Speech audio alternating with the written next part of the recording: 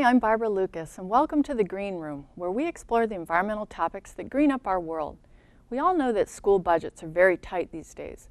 Field trips and outdoor education are often some of the first programs to get cut, and these cuts come at a time when our children are spending more of their day inside, with their exposure to nature being increasingly through video screens rather than out in the real world. Our guest today is Jane Levy, who will be talking with us about environmental education. Jane has special expertise teaching her students about something that few children have a chance to experience firsthand, beekeeping. Jane, welcome to the show. Hello, Barbara. When I first met Jane a few years ago, she was a teacher at Ann Arbor Open School at Mac, where she and her students were busy practicing beekeeping. I filmed Jane and her class at work with their hive as part of a film documenting the grant project, which funded efforts such as theirs. We'll be showing that video shortly. Jane, I hear you're retired, but that you're very busy doing various environmental education activities. Can you tell us about some of those? Sure. Since I've been out of the classroom, I have continued to work with groups of first and second graders at Ann Arbor Open, teaching them the Bee Buddies curriculum. I have also worked as a volunteer naturalist with the Environmental Education Department of the Ann Arbor Public Schools, going on field trips with kids outdoors. Roughly, I go like twice a week. Oh, great. And during the summers, for the last 2 summers, and I'll be doing it again this summer, I'm teaching at an 8-week Green Adventures camp that's sponsored through the Rec and Ed Department of the Ann Arbor Public Schools. So that keeps me busy all summer. Yeah, sounds like it. Must be fun. It is. Can you tell us what the Bee Buddies program is, and did you invent that? I haven't come across that elsewhere. We did. As part of the grant where I went to Beaver Island and learned about beekeeping and teaching, we wanted to have integrated teaching using beekeeping for a variety of things. And I had been teaching in the classroom at first and second grade, but in my building we also have middle school students. Oh, okay. And so the first and second grade curriculum covers insect life cycles and a little bit about flowers and pollination. The 8th graders were studying, the first year that I did it, their big theme was food production. So pollination was very important to them. So I teamed with the 8th grade science teacher, and we made groups of buddies with her 7th or 8th graders with my first and second grade class, as well as my team teacher's first and second grade class. And we studied in the classroom about the bees, and then we were able to go out to an apiary with the children. We had protective clothing, and they were able to peer into the hives and just get a little glimpse of what it was like to take care of bees and what's going on inside the hive. I noticed when I watched you guys doing it with the older kids, it seemed like a nice pairing, because sometimes middle school kids might be embarrassed to get excited about something like bees, whereas the little kids were just so into it, and it just seemed like it was a good way for the older kids to sort of get excited too without feeling self-conscious. Yes, it worked very well, and we had to get some funding to get more protective clothing, because then I had older students and younger students, and one of the goals of the building is to have the kids work together on integrated work, and so it very much fulfilled the school's objectives of having the older children be mentors to the younger kids as well. So it seemed like it worked great. Now, you mentioned this program at Beaver Island where you learned how to do this. Is that going on this summer, this training? it is. For the 4th year in a row, Oh, great. Dr. Tracy from Oakland University will run a 2-week course. It's held at the Central Michigan Biological Station, what they claim is the most beautiful beach on Beaver Island. And students stay there and live there and work full-time, and it covers the graduate program in bee biology, and then beekeeping, and then how would you integrate that into subjects. Great. So, and teachers are invited to come that not only teach science, but there have been art teachers, there have been social studies teachers who are more interested in the social insect of the bees, and a variety of grade levels from kindergarten and first grade up through college-based teaching. Great. We'll put the contact information for Dr. Tracy on the screen for that. Yeah. Great.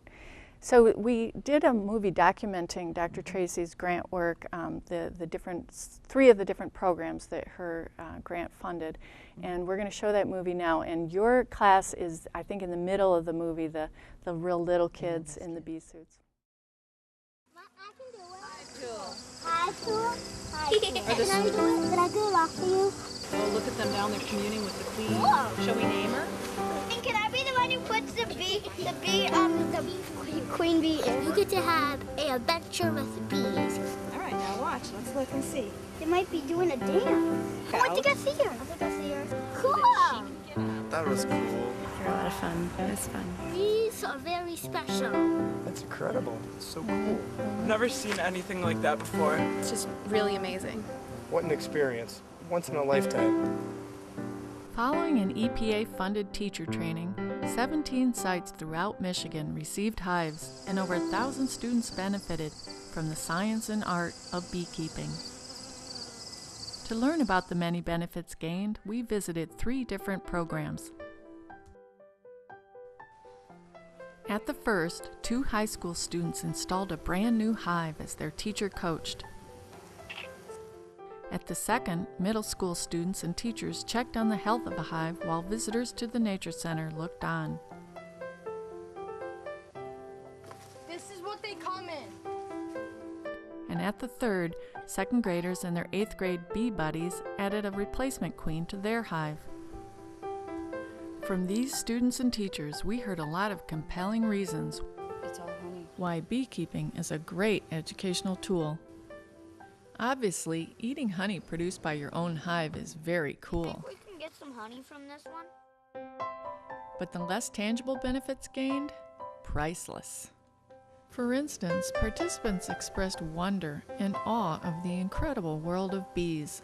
Bees are an example of networking, of communication, of working together, of collaboration, and getting a job done. All they do is work, work, work. Here I have one of the frames, which is actually inside the hive.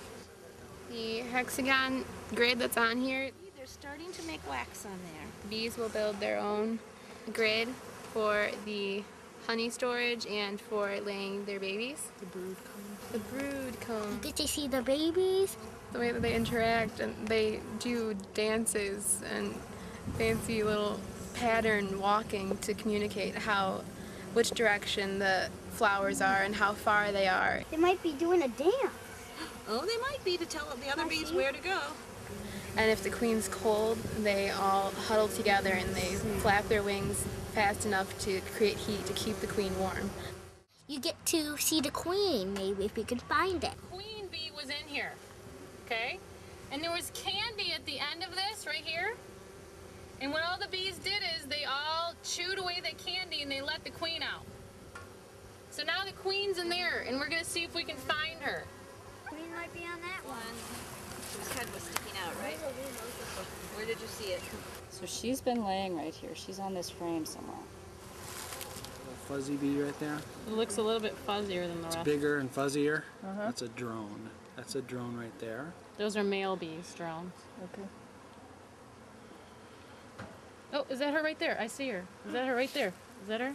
Right there. Yep, that's her right there. See her? That's the queen bee. Yep. I can't believe I found her. Good. You were good. Last time we did this, you were the one that found her. Very cool. And everything in the hive just centers around the queen and the hormones she gives off, and it's just really amazing. Participants gained a sense of pride. I feel great that I accomplished something like that. To tell anybody that you've actually been out with a hive of live bees, I think you have to be a pretty confident kid to do that. Do you need help or do you want me to do it? You're doing great. Is in that silver metal part. Pull it out. Fabulous. You got it. Perfect. Perfect. Okay. Nicely done. Okay. There. We are poking the hole. Good job. Now. I think she's like noticeably lighter than the rest. There. Okay, now comes your fun part. You may have to pry out. Comes out. Are 5,000 bees going to come out with it? Not right away. Good, good. You just have to say you don't want to do it. You know, I'm okay. I just want to know what I'm getting into. Take that. Yeah, you got it. Don't worry about the bees. Now shake. Great job. Great. So far, so good. You would think that these two had done this before, wouldn't you? Oh, look at them down there communing with the queen. You're almost ready to close your eyes. Gently. Great. Very nice. Ta-da! As a child, bees are really scary and they sting, and you don't really know what they do. I mean, there's Winnie the Pooh and he gets chased by bees, and everything kind of makes bees seem really scary until you're there and there's a bee sitting on your hand, and there's nothing scary about them at all. They just live in their little family and work together, and they really don't sting unless you do something aggressive towards them. And it was really nice to learn that they really are a peaceful species. I figured that I would just have a panic attack when I saw all those bees at one time, but It was really cool. yeah, I know. Like it was, I don't know, I've never seen anything like that before. I'm really amazed that we got it all through. It's truly a testament to how dedicated Mary Kay was to this, because she took a bunch of people in the class who didn't really know much about any of it, and honestly, even if it weren't me and Lily, then anyone in our class could have come out and done what we did, just because she's prepared us so well. Participants gained a sense of confidence. They're learning how to face their own fears and how to be calm in those situations, to stop and think before acting. Right here? Uh-huh. Yeah, they're okay. Let's see what we see.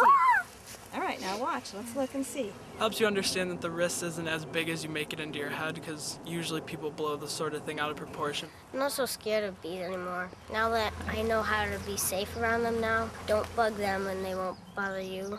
I could do many things, like go camping and not be afraid of bees, and just have a good time in the wild if I ever get a chance to do that.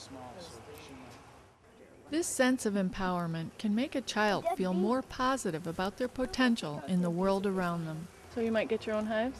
Yeah, I might be travel all over the world doing bees, making my own bee thing. I'll be going somewhere with this. And it's not just the kids that notice a change in themselves. Standing there with that camera, and they were just hundreds of them flying around my hand. And after about 30 seconds, I felt so calm in there. It was an unbelievable feeling. What an experience. Once in a lifetime. Beekeeping promotes confidence in the classroom setting as well. You learn certain vocabulary that goes along with everything, and it helps you understand more so what's going on. It gives you kind of a basis to start on for other science classes. Participants gain depth of understanding about our natural world. Learn the role bees play in the world and how very important they are to our economy and to our ecosystem. Definitely makes you respect them more so, because usually when you see a bee, it's oh, how can I kill it the fastest? What can I hit it with that's near me? I know if you kill bees, you're killing flowers and stuff. The plants make seeds, and then the seeds grow up, and the way to make flowers grow their seeds is to travel other pollen from one flower to another, and another, and another, and then the seeds grow up, and then you eat it, and without the plants that make the food for the animals, we wouldn't exactly be alive. We wouldn't be us, because we would starve to death. The most worst part about happening to bees is them dying. So if you ever see a bee, don't even think about killing it, because I know that you know this, but they help you live. So bees are very special. Pollination done by bees actually accounts for 1/3 of the agricultural crops around the world. Bees are really important to farmers. If they were all gone, we wouldn't be alive. Beekeeping adds excitement and fun to learning. I would say that it is not boring to see bees. It's really fun. And I have a couple students that are seniors that don't always come to school, but they will come to school for bee class when we've been doing the bee unit. We had a program where we had bee buddies, and I liked that. It was fun. It was so great. That was so great. And I told them we're going to be here not this coming up Tuesday, but he's like, I'm gonna be here. I'm gonna be here. That was an unplanned audience. When we got here, there was hardly anybody here. Yeah. And then all of a sudden there was a whole group of people and they all ended up flocking towards the window. You're not just, it's not a theory class. You're participating in the world. For some kids, this may be one of the few exposures to the real world of nature that they get in their childhood. All I've been doing is like on the computer, on MySpace, and so I just took like a couple days off and learn about the environment over here. How's it feel to get outside? Feels great.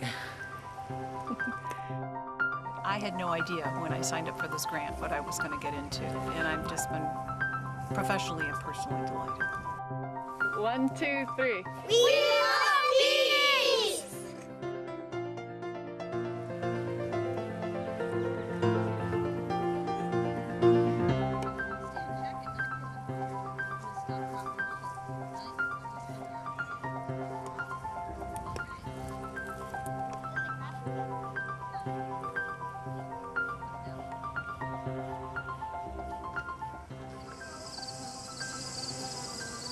Can you hear the buzzing?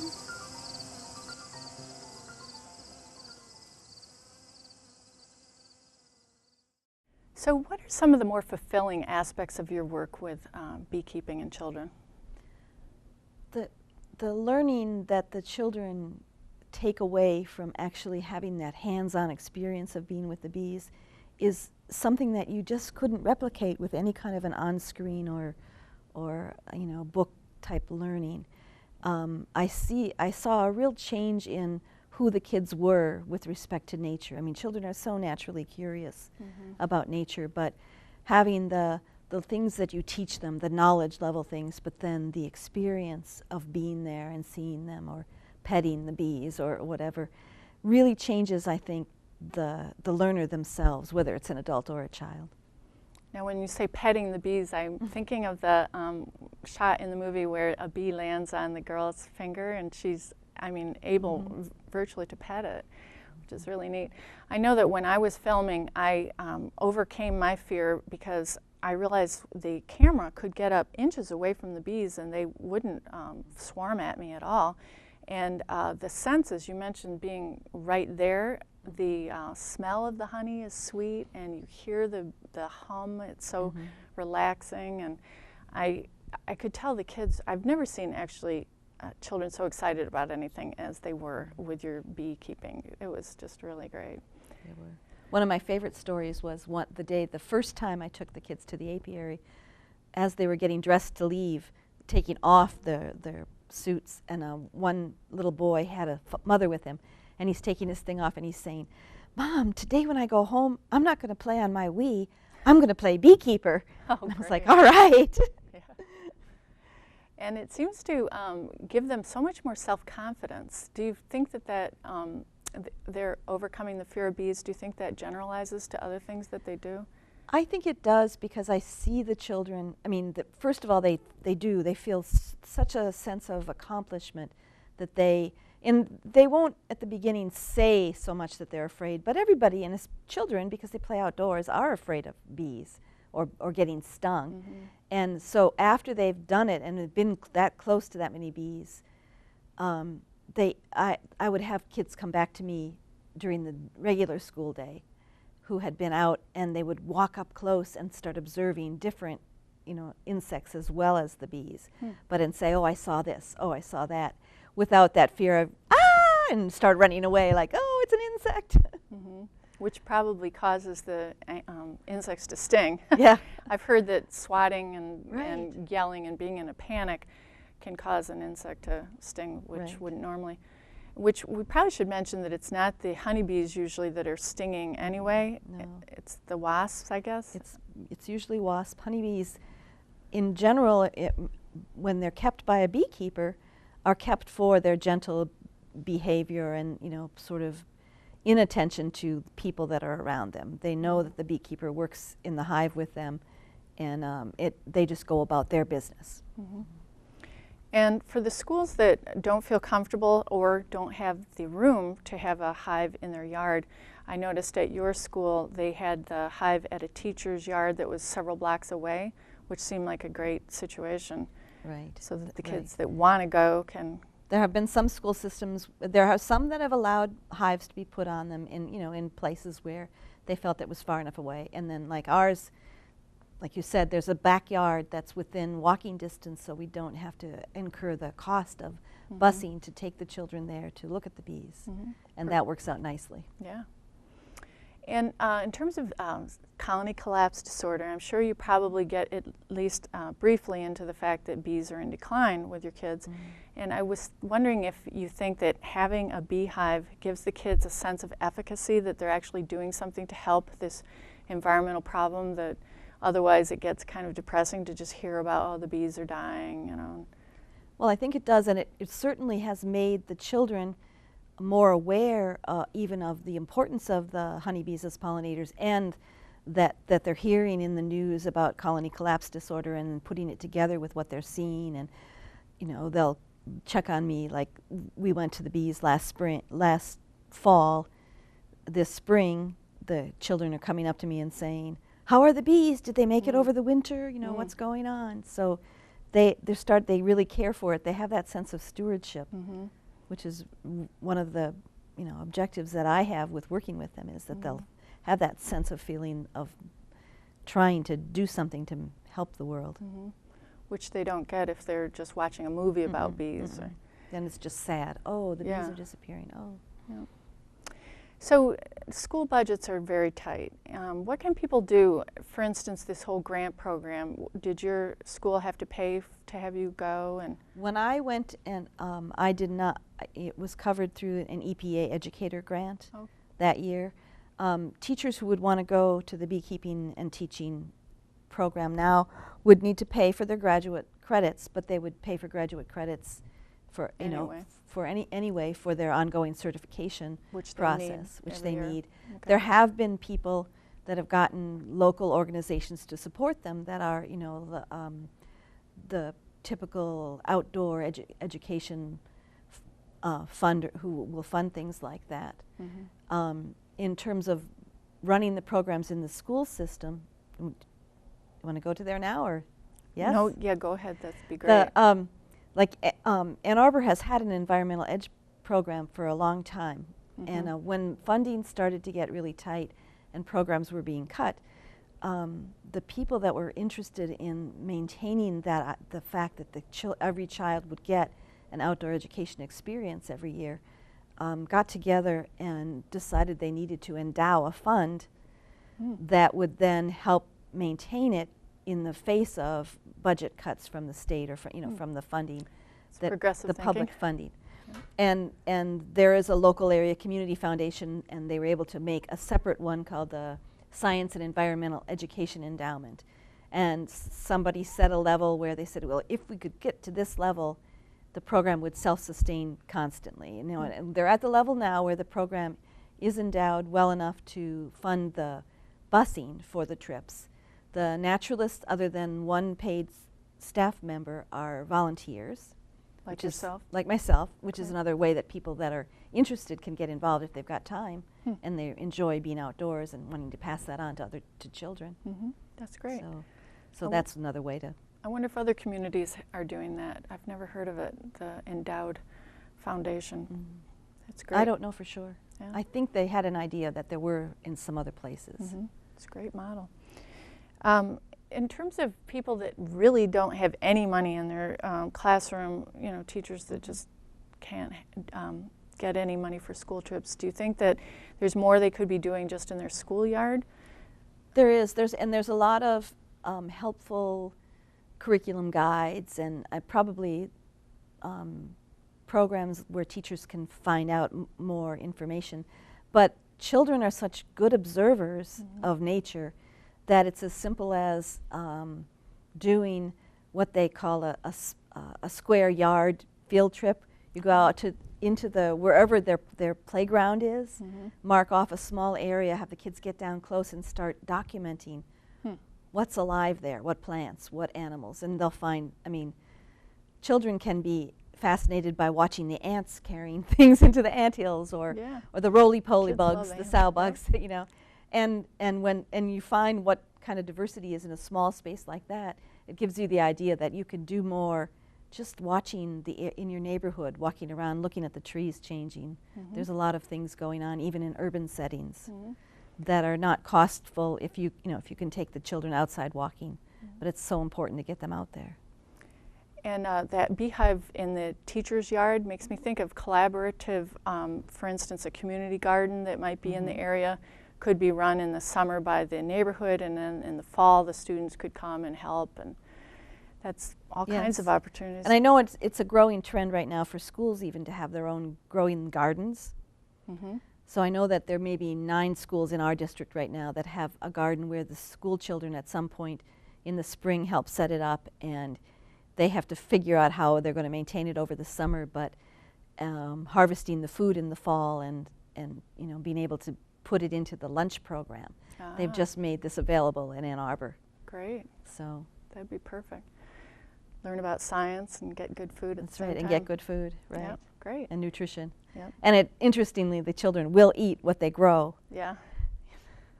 And it all ties together with the bees and the pollination. It does. It's great.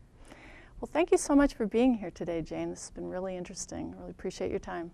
Thank you.